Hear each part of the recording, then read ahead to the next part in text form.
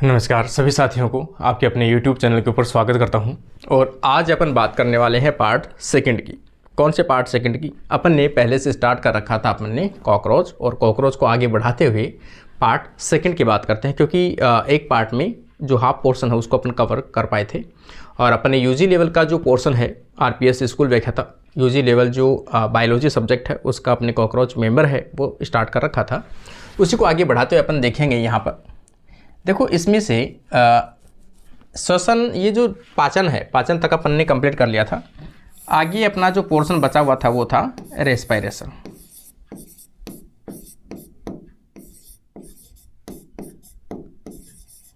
Respiration या श्वसन। देखिए, इसमें श्वसन जो है वो किस प्रकार का होता है कॉकरोच के अंदर, तो इनमें ट्रेकिया सिस्टम पाया जाता है। ट्रेकिया सिस्टम कहते किसे हैं? छोटी छोटी ट्यूब्यूल्स होती है, छोटी छोटी ट्यूब्यूल्स होती है जो बॉडी से बाहर निकली रहती है, जो अपने को दिखाई नहीं देती है। हालांकि इसे क्या बोलते हैं? ट्रेकिया बोलते हैं। और यहाँ से क्या करते हैं, ये CO2 को छोड़ते हैं और ऑक्सीजन को अंदर लेते हैं, गैस एक्सचेंज करते हैं। उसे क्या कहते हैं? ट्रेकिया सिस्टम कहते हैं। ये ट्रेकिया ट्यूब बॉडी के बाहर की ओर स्फेरिकल, ये जो छिद्र है, जिस छिद्र के द्वारा बाहर की तरफ खुलती है उस छिद्र को क्या कहते हैं? तो स्फेरिकल के नाम से जानते हैं। इनकी संख्या काफ़ी अधिक संख्या होती है। हालांकि आपको अगर ऐसा लगे कि भाई स्फेरिकल अपन देख पाए इनके अंदर, तो आप इजी वे के अंदर देख नहीं पाते हो। इनको देखने के लिए आपको माइक्रोस्कोप की आवश्यकता पड़ेगी, तब आपको ये छोटे जो छिद्र है वो दिखाई देंगे। स्फेरिकल्स के द्वारा खुलते हैं, जिनके कितने जोड़े होते हैं? लगभग 10 जोड़े के आसपास, 10 पेयर के आसपास पाए जाते हैं, जिसमें से ऑक्सीजन जो है वो तो प्रवेश करती है और कार्बन डाइऑक्साइड है वो इनके बाहर निकलती है, एग्जिट होती है। ये बॉडी के प्लूरॉन, बॉडी के पार्श्व साइड में खुलती है। तो भाई हमेशा याद रखना आपको, जो श्वसन के ट्रेकिया सिस्टम जो होते हैं, ट्रेकिया ट्यूब्यूल्स होती है जो किसके द्वारा बाहर खुलती है? स्पाइरिकल के द्वारा खुलती है। वो कहाँ पाए जाते हैं? तो बॉडी के दोनों लेटरल साइड में पाए जाते हैं। तो यहाँ पर खुलते हैं, इस प्रकार से साइड के अंदर ये खुलते हैं। आगे आप देखो, बड़ी विशेषता है कि इनके अंदर ब्लड है, या फिर अपन कह सकते हैं सर्कुलेटरी सिस्टम कह सकते हैं। किस प्रकार का होता है? ओपन प्रकार का होता है। ब्लड वेस्कुलर सिस्टम किस प्रकार का होता है? सबसे बड़ी विशेषता ओपन प्रकार का, ठीक है ना। खुला परिसंचरण तंत्र पाया जाता है। इस खुले परिसंचरण तंत्र का दूसरा नाम यदि आपसे कभी पूछा जाए तो उसे क्या कहा जाता है? लेक्यूनर टाइप का ब्लड सर्कुलेटरी सिस्टम भी कहा जा सकता है। हो सकता है कंफ्यूज करने के लिए आपको ओपन ना बोलकर क्या बोला जाए, आपको लेक्यूनर ओपन टाइप बोला जाए तो भी आपको समझना पड़ेगा। आगे इसकी हार्ट की अगर अपन बात करें तो एक बड़ी विशेषता है, जो हालांकि मैंने जो अपन फाइलम इसके पढ़े थे, संघ जो इसका पढ़ा था आर्थ्रोपोडा, उसमें भी मैंने आपको बताया था कि कॉकरोच के अंदर से ये क्वेश्चन हमेशा पूछा जाता है कि इसके अंदर छोटे छोटे जो चैम्बर होते हैं वो कितने पाए जाते हैं? तो 13 जो चैम्बर है वो पाए जाते हैं। ये 13 प्रकोष्ठों या चैम्बर से बना होता है। 13 चैम्बर्ड हार्ट पाया जाता है। ये प्रकोष्ठ उल्टे कीपाकार, ठीक है ना। कभी आपसे पूछा जाए ना, इनके जो चैम्बर होते हैं 13 जो होते हैं उनकी आकृति क्या होता है? उल्टे होते हैं, इन्वर्टेड फनल शेप्ड होते हैं, उल्टा कीपाकार होते हैं। हृदय में स्पेशल प्रकार की कोशिकाएं पाई जाती है। मतलब जो इनका हार्ट है, हार्ट के जो चैम्बर होते हैं उनके बाहर की तरफ कुछ विशेष प्रकार की सेल्स पाई जाती है, चिपकी रहती है, ये है ना, अटैच रहती है, तथा नेफ्रोसाइट्स कहलाती है, ठीक है ना। ये क्या कहलाती है? नेफ्रोसाइट्स कहलाती है। अब इनके नाम से ही है,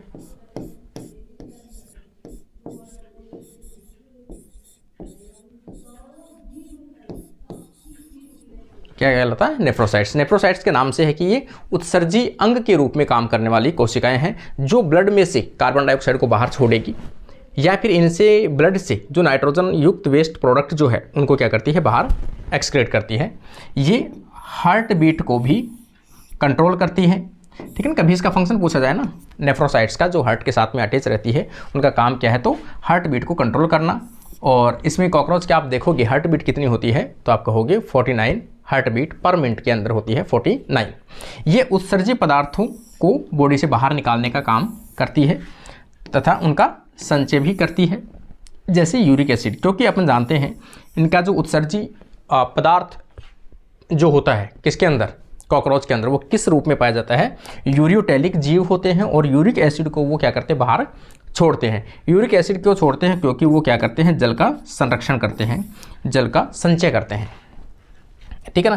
तो इसमें नेफ्रोसाइट्स जो है वो कहाँ पाए जाते हैं, हार्ट के जो चैम्बर होते हैं उनके बाहर की तरफ सेल्स होती है विशेष प्रकार की, ये इनकी हार्ट बीट कंट्रोल करती है, उसके साथ में इनसे निकलने वाले नाइट्रोजन जो पदार्थ होते हैं उनका भी संचय करती है और उनको बाहर की तरफ एक्सपोर्ट भी करने का काम करती है। तो याद रखना नेफ्रोसाइट्स कहाँ पाई जाती है, किस सदस्य में पाई जाती है, क्या इसका काम है।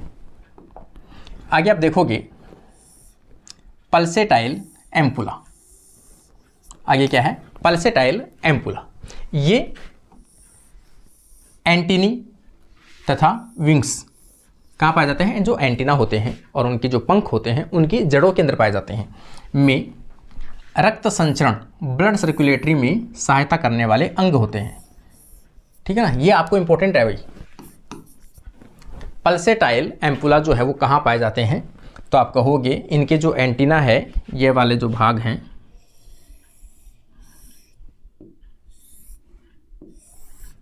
ये एंटीना हो गए इनकी, और इन्होंने क्या कहा, विंग्स जो है यहाँ पर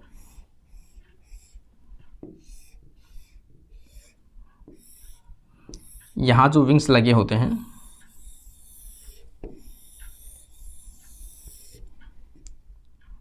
ठीक है ना। विंग्स लगे किस पे होते हैं भाई, कौन से फ्रेगमेंट पे लगे होते हैं,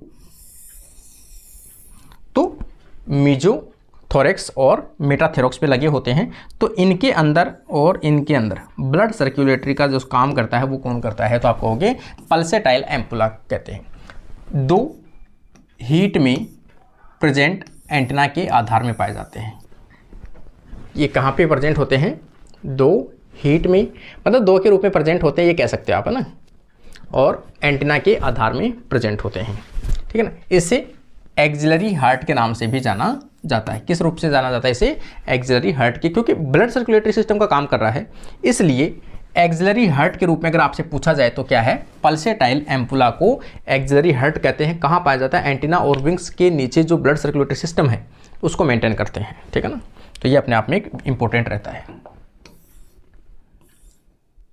ये इसका नर्वस सिस्टम है, हालांकि इससे ज़्यादा कोई क्वेश्चन पूछे नहीं जाते हैं, ठीक है ना। नर्वस सिस्टम, तंत्रिका तंत्र, इसमें सेंट्रल नर्वस सिस्टम पाया जाता है जिसके अंदर brain ring, ventral nerve code जो डबल सॉलिड और लेटर्स लाइक स्ट्रक्चर है वो दिखाई देता है। इसमें पेरीफेरल नर्वस सिस्टम कह सकते हैं बाहर की तरफ, जिनमें मोटर नर्व पाए जाते हैं और सेंसरी नर्व पाए जाते हैं जो पूरी बॉडी के चारों तरफ प्रेजेंट होते हैं। यहाँ पर ऑटोनोमस सिस्टम पाया जाता है तीसरा, जिसमें से सोमेटो गैस्ट्रिक नर्वस सिस्टम, स्पेरिकुलर और कॉडल नर्वस सिस्टम पाया जाता है। देखो अब इसकी बड़ी विशेषता जो है, अपन बार बार बात कर रहे हैं कि इसके अंदर नेत्र के रूप में क्या पाए जाते हैं, कंपाउंड आई पाई जाती है, जिसे संयुक्त नेत्र के नाम से जाना जाता है। संयुक्त नेत्र जो है वो क्लियर इमेज नहीं बना पाती है, मैं बार बार आपको इस चीज़ को दोहरा रहा हूँ। क्लियर इमेज ना बनाकर उसके अंदर ओमेटेडिया जो है वो एक छोटी यूनिट होती है। अगर आपसे पूछा जाए कंपाउंड आई की एक छोटी यूनिट जो है वो किसे क्या कहते हैं, तो कोमेटिडिया कहते हैं। कोमेटिडिया जो है एक नहीं होते भाई, काफ़ी अधिक संख्या के अंदर होते हैं।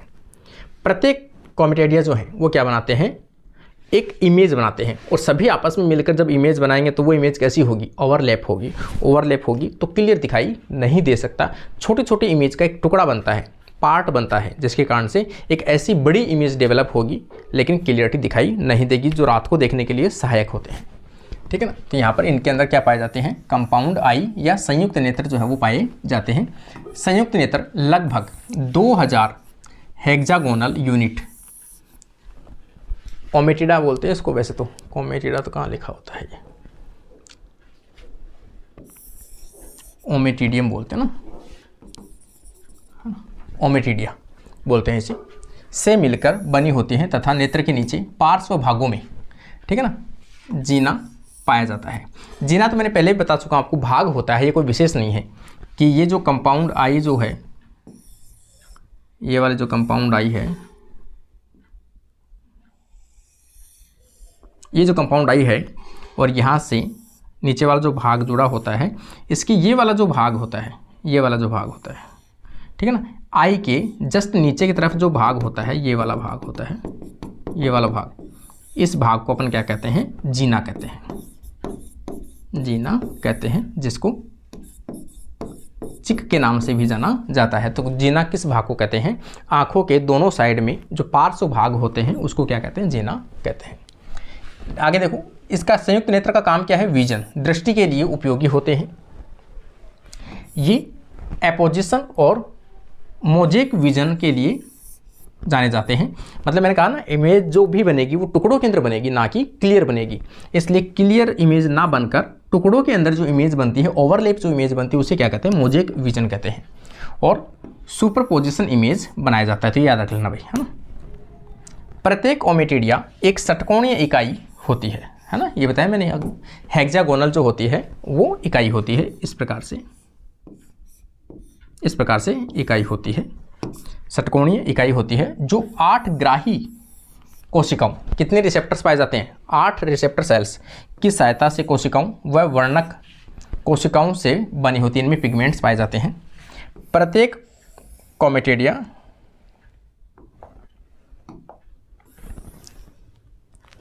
ठीक है ना, प्रत्येक ओमेटिडिया में इमेज का कुछ हिस्सा बनता है, ठीक है ना। कितने ओमेटिडिया जो पाए जाते हैं, इसमें लगभग 2000 के आसपास पाए जाते हैं एक कंपाउंड आई के अंदर। और उनमें एक जो कोमेटिडिया है उसके अंदर क्या बनते हैं, एक इमेज बनती है। और सभी में यदि इमेज बने तो छोटे छोटे पार्ट की इमेज बनेगी, ठीक है ना। तथा ब्रेन में इन सभी इमेज के भागों को जोड़कर एक पूर्ण इमेज, बड़ी इमेज डेवलप होती है, जो दृष्टि को मोजेक दृष्टि कहते हैं। मतलब क्लियर इमेज ना बनकर छोटे टुकड़ों से मिलकर एक बड़ी इमेज बनती है जो ओवरलैप होती है, उसे क्या बोलते हैं, ऐसी दृष्टि को मोजेक दृष्टि के नाम से जाना जाता है। इन नेत्रों का रेजोल्यूशन जो होता है वो कम होता है। कभी आपसे पूछा जाए ना, वेरी इंपॉर्टेंट है ये, कि सामान्य नेत्र का रेजोल्यूशन अधिक होता है या फिर संयुक्त नेत्र का रेजोल्यूशन अधिक होता है। मतलब साफ कौन सी आंखें देख पाती है, तो आप क्या कहोगे, साफ कौन सी देख पाती है। जो सामान्य नेत्र होते हैं वो हमेशा क्लियर देख पाते हैं, जो कंपाउंड नेत्र होते हैं वो आपके क्लियर नहीं देख पाते, उनका रेजोल्यूशन जो होता है वो कम होता है। तथा कब काम आते हैं, तो आप कहोगे ये हमेशा रात के अंदर काम आते हैं। ये जो जीव होते हैं कॉकरोच, कैसे होते हैं, यूनिसेक्सुअल प्राणी होते हैं।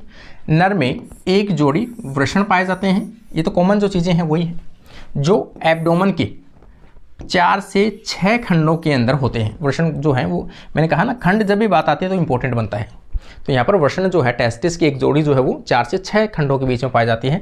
तथा वृषण 3-4 लोब्यूल्स पालियों में बटे होते हैं।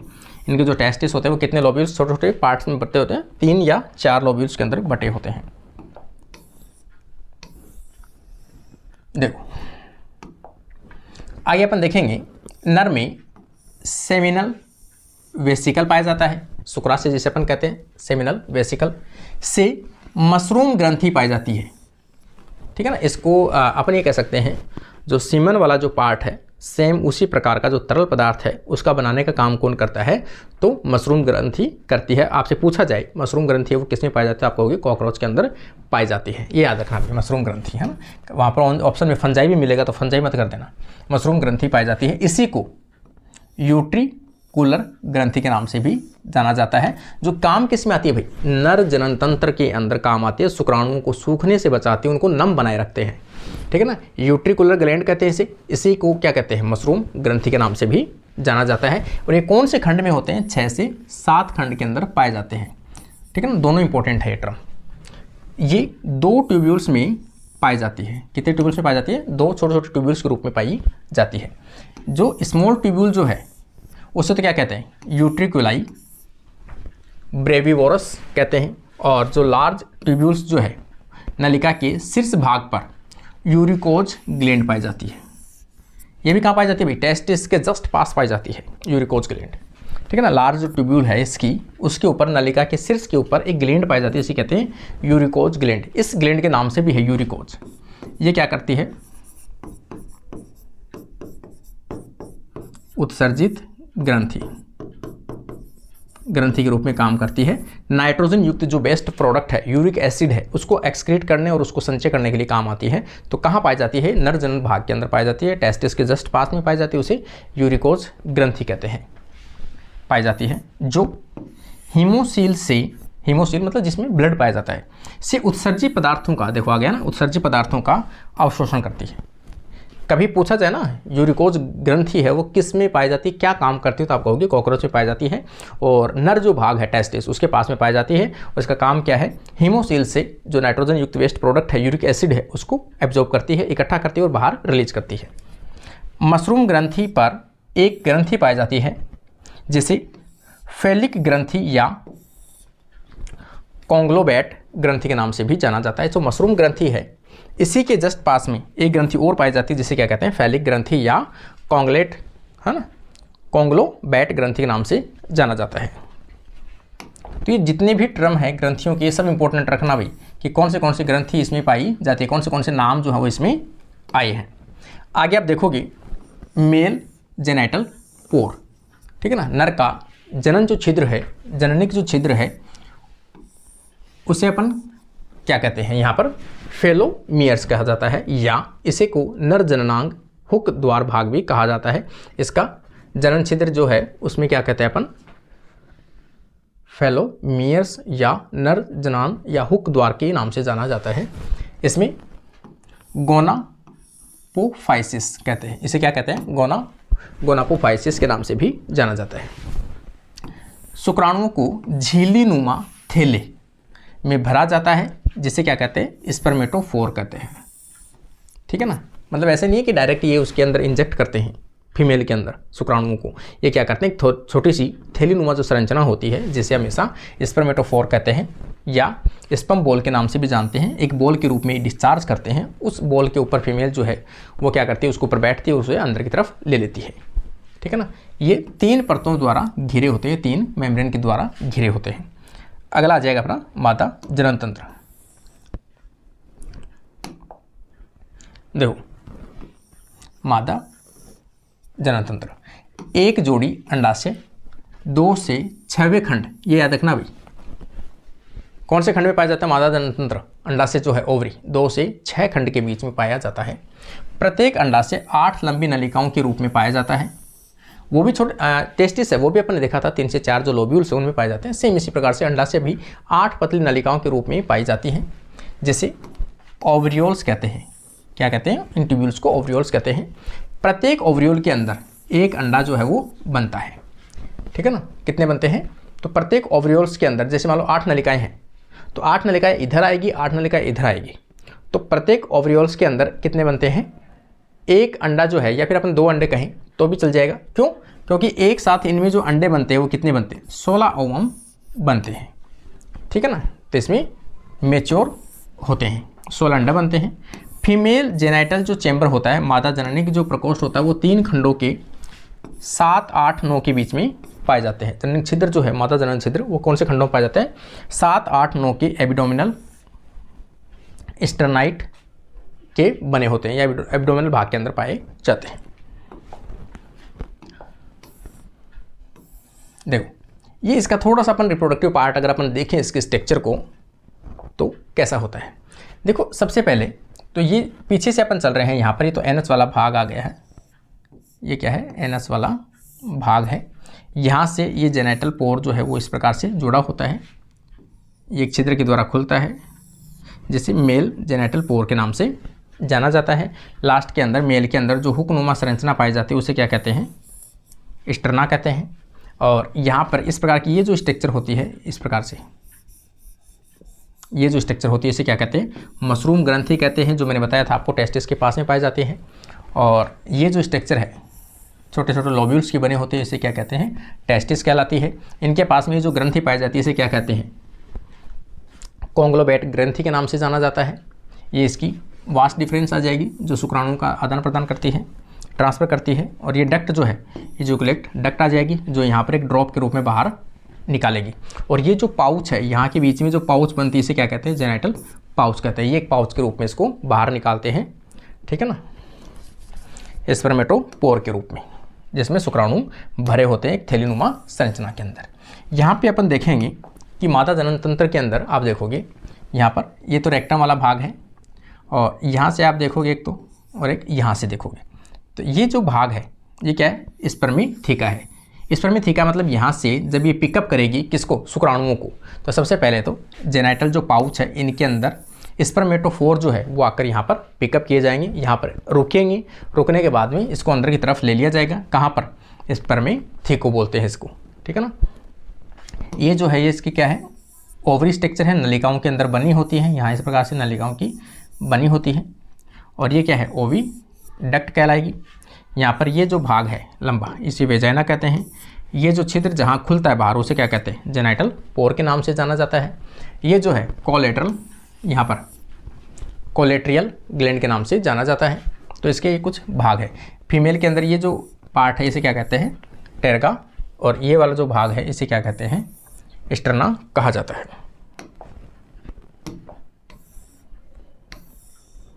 देखो फीमेल के अंदर जो शुक्राशय जैसा भाग जो पाया जाता है, शुक्राणु जैसा, उसे क्या कहते हैं, जैसे शुक्र वाहिका, ठीक है ना। स्पर्मी थीका यह मादा के 9वें खंड में पाया जाता है, जो मैथुन क्रिया के दौरान शुक्राणुओं को भर लेती है। मैंने कहा ना अभी, शुक्राणुओं को संचय करने के लिए जो स्पर्मेटोफोर जो है वो शुक्राणुओं के द्वारा एक छोटी सी जो पाउच है इस रूप में डाल दी जाती है, जिनके अंदर काफ़ी अधिक संख्या के अंदर क्या होते हैं, शुक्राणु होते हैं। इन शुक्राणुओं को फीमेल के द्वारा क्या किया जाता है, पिकअप किया जाता है। पिकअप करने के बाद में इसके अंदर चला जाता है स्पर्मेथीका के अंदर, जिनके अंदर इसको संचय किया जाता है कुछ देर के लिए।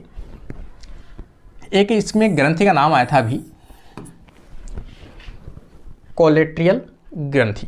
एक जोड़ी अति शाखित, हाईली ब्रांच्ड, काफ़ी शाखित होती है इसमें संख्या, मतलब ब्रांच वो अधिक पाई जाती है, शाखित होती है। ये अंडाशयों के पीछे तथा ऊपर की ओर पाई जाती है। देखा है अपन, ऊपर जस्ट ऊपर होता है। इसके स्रावण से अंडों के चारों ओर एक कठोर आवरण सेल बन जाती है, या अंडे का कवच बनाने का काम करता है। इसका फंक्शन भी आ गया अभी साथ में ना, ऊथिका के नाम से जाना जाता है। तो ऊथिका का निर्माण कौन सी ग्रंथि करती है, तो आप कहोगे कोलेट्रियल ग्रंथि के नाम से जो ग्रंथि है वो इसका काम संपन्न करती है।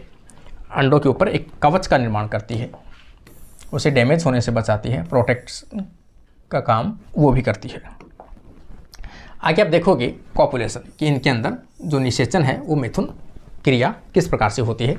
इनमें ब्रीडिंग सीजन जो है वो मार्च से सितंबर के बीच में आता है। इसका मतलब अपन कहें कि घरों के अंदर कब साफ सफाई ज़्यादा रखनी चाहिए, तो खास तौर से जो मार्च और सितंबर के महीना है उसके बीच का जो टाइम पीरियड है, इसके अंदर ये क्या करते हैं, ब्रीडिंग सीजन करते हैं, अपनी जनसंख्या बढ़ाते हैं। उस टाइम पे अपने को साफ सफाई पे ज़्यादा ध्यान देना चाहिए। मादा की सेंट ग्लैंड के द्वारा एक फेरोमोन रिलीज किया जाता है, या एक्टो हार्मोन रिलीज किया जाता है, बॉडी से बाहर की तरफ स्रावित किया जाता है, जो नर को अट्रैक्ट करता है, ठीक है ना। तो जो फीमेल पार्टनर है कॉकरोच का, उसके ग्रंथि पाई जाती है जिसे अपन सेंट ग्लैंड कहते हैं। वो क्या करती है, एक फेरोमोन रिलीज करती है मेल को अट्रैक्ट करने के लिए।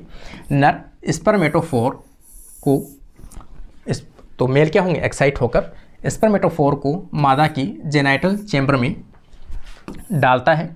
निषेचन जो है वो आंतरिक प्रकार का होता है, ठीक है ना। और कब होता है निषेचन, रात में होता है। निषेचन के बाद एक मादा के द्वारा लगभग 15 से 40 ऊथिका बनाए जाते हैं। ऊथिका जिनके अंदर क्या है, एग उपस्थित हो और एक बाहरी कवच हो, उसे क्या बोलते हैं, ऊथिका। आवरण का निर्माण कोलेट्रियल ग्रंथि के द्वारा किया जाता है, जो अभी अपन पढ़ चुके हैं ऊपर, उसी को मैंने रिपीट किया है ये, ठीक है ना। मोल्टिंग की अवस्था में निम्फ इंसेक्टर कहलाती है, ठीक है ना। तो इनकी जो मोल्टिंग होती है, इनके अंदर धीरे धीरे डेवलपमेंट होता है, एक स्टेज से दूसरे स्टेज में जैसे प्रवेश करते हैं उसे क्या कहते हैं, मोल्टिंग कहते हैं। तो मोल्टिंग के दौरान उसे अपन क्या कहते हैं, इनके लार्वा को निम्फ और इंसेक्टर कहलाता है।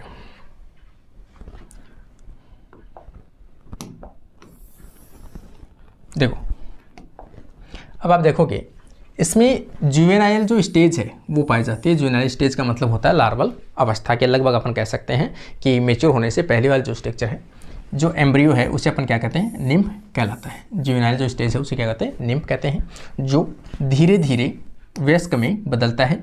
इसमें पंख व जनन अंगों का अभाव होता है, ठीक है ना। निम्फ जो होता है उसमें क्या होता है भाई, पंख और जनन अंगों का अभाव होता है। एक वयस्क या एडल्ट कॉकरोच क्या कहलाता है, इमेगो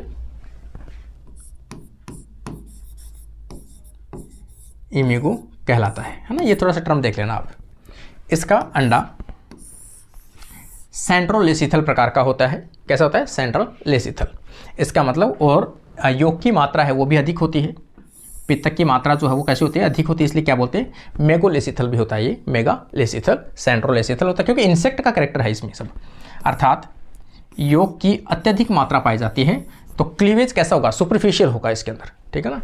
ऐसा यदि इसके अंदर है, यहां पर क्या है?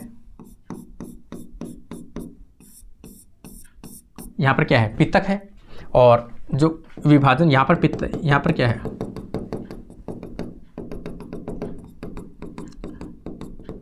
सेंट्रोलेसिथल। इनमें जो विभाजन है वो यहाँ पे स्टार्ट होता है, और सुपरफिशियल जो क्लीवेज है वो कहाँ पे स्टार्ट होता है? यहाँ पे होता है। यहाँ पे उनके क्लीवेज होता है वो कैसा होता है? सुपरफिशियल होता है। सेंट्रोलेसिथल होते हैं, मेगालेसिथल होते हैं, पित्तक की मात्रा अधिक पाई जाती है। जाइगोट में, एग में सुपरफिशियल जो विदलन है सतह के ऊपर इस प्रकार से, है ना, चारों तरफ होता है, ना कि बीच में होता है। सुपरफिशियल क्लीवेज होता है। श्वसन के लिए मसल्स पाई जाती है, श्वसन के लिए मसल्स पाई जाती है, जिसे टेर्गो एक्सटर्नल मसल्स कहते हैं, ठीक है ना। श्वसन के लिए जो मसल्स है इनके अंदर जो पाई जाती है उसे क्या कहते हैं? टेर्गो एक्सटर्नल मसल्स के नाम से जाना जाता है। देखो भाई, अब अपना जो संघ है, अगला जो फाइलम है वो आ गया मोलस्क का, क्योंकि इससे पहले अपन ने संघ जो है आर्थ्रोपोडा तक पढ़ चुके हैं। आर्थ्रोपोडा का एक सदस्य था, हालांकि 2 पार्ट में कंप्लीट हुआ है। जैसे अपन कह रहे हैं कॉकरोच, कॉकरोच अपने आप में काफ़ी इंपॉर्टेंट पार्ट है, उसको ज़रूर आप लोग अच्छे से पढ़िए। एक बार समझ में नहीं आता 2 बार पढ़िए उसको।